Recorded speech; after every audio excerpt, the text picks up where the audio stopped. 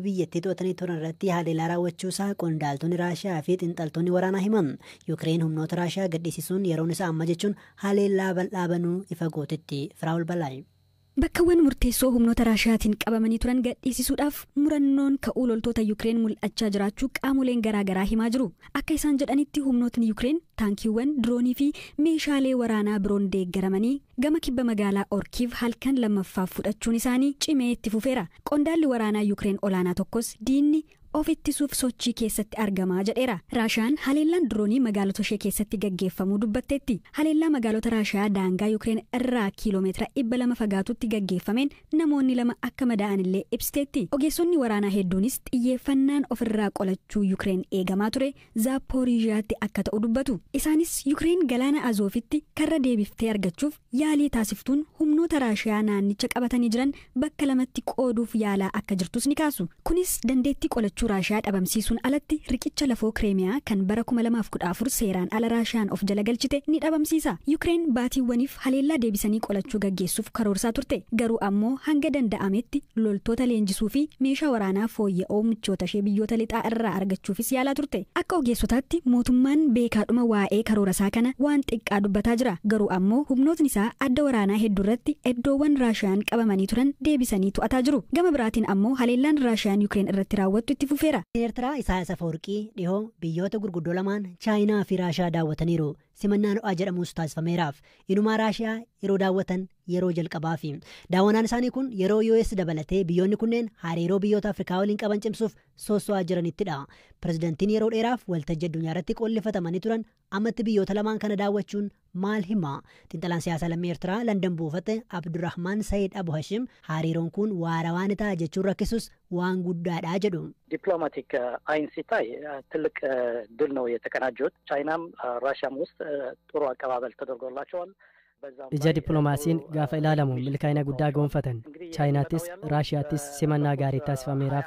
Pirezidaantichi waggoota 20 darbaniif addunyaarraa qollifatamanii nama rakkoo uuman jedhamanii ilaalamaa turan.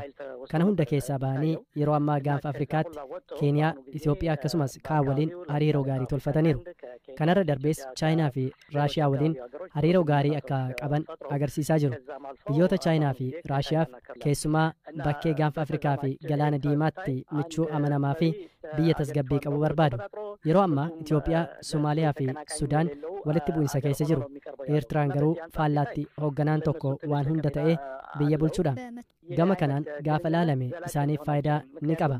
Haa ta'u malee hariiroon kun waarawaa ta'uu hin danda'u. Sababni isaas Eertiraan pirezidaantii Isaayyaasiin malee seeraa fi heeraan biyya hoogganamtu miti. Kanaaf hariiroon isaanii nama tokko irratti bu'uureffate. Yoo isaan hin jiraanne hariiroon itti fufuu isaaf wabiin hin jiru.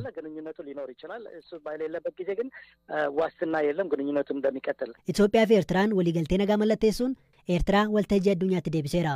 Erga waraana kaaba Itoophiyaati Itoophiyaan biyyoota lixaa waliin hariiroo cimsachuuf yaalaa jirti. Biyyoota Chaayinaa fi Raashiyaa waliinis hariiroo addan kunne. Tarii pirezidantiin Eertiraa biyyoota ba'a kanatti michoomuu fi Ameerikaa balfuun isaanii hariiroo Itoophiyaa fi Eertiraa gidduu dhiibbaa fiduu danda'a. Yeroo ammaa mootummaan Itoophiyaa imaammata bilisaa waan hordofaa jiru fakkaata. Ministeerri muummee Abiy Ahimedii fi isaan dura warri bulchitoonni turan osoo Ameerikaa waliin michooma cimaa qabanii Chaayinaa waliinis hariiroo cimaa qabu turan. Imaammata walaba akkanaa yoo hordofan sochiin Eertiraa dhiibbaa qabaachuu dhiisuu mala. Obbo Nagaraa Guddataan Yuunivarsiitii Mattuutti barsiisaa saayinsii siyaasaa fi hariiroo idil addunyaati. Yeroo ammaa immoo Yuunivarsiitii Finfinneetti digirii sadaffaa isaanii walitti dhufeenya Itiyoo Eertiraa fi gaanfa Afrikaa irratti hojjetaa jiru. Pirezidaantii Isaayyaas yoona kana gara Chaayinaa fi Raashiyaa dhaquun isaanii maaliif ta'uu danda'a jedhee hirphaa gammachuun gaafateera. International stage irratti bakka gaafa si gootu waan guddaadha jechaadhaan inni kun azirii waan fudhachuu ni danda'ama akka badhaasaatti jechaadha. Akkuma kana azirii natti fakkaata garuu superficial dippiloomaasiidhaan immoo yoo ilaalle ergaan inni warra dhiyaatiif dabarsu immoo international orderiin daayinaamikii waan ta'eef ispeeshaalii biyyoonni Afrikaa amma hundi isaanii akka duraanii sana biyyoota dhiyaa haalaan deeggaraa akka hin jirre waan agarsiisudha.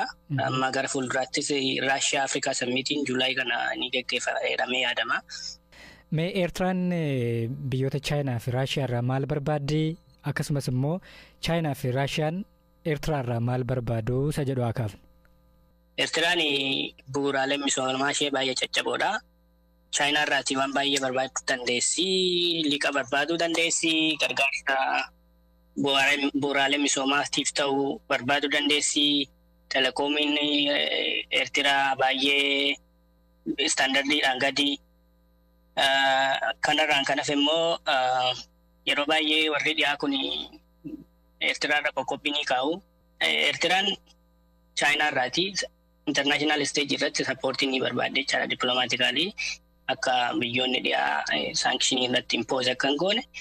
Eertiraan qarqara galaana diimaatti kan argamtu. Qarqarri galaana diimaa immoo koriidarii daldalaati waan ta'eef dooniiwwan Chaayinaa mi'a Chaayinaa fe'anii olii gad deddeeman nageenya isaaniif illee Eertiraan baay'ee barbaachifti.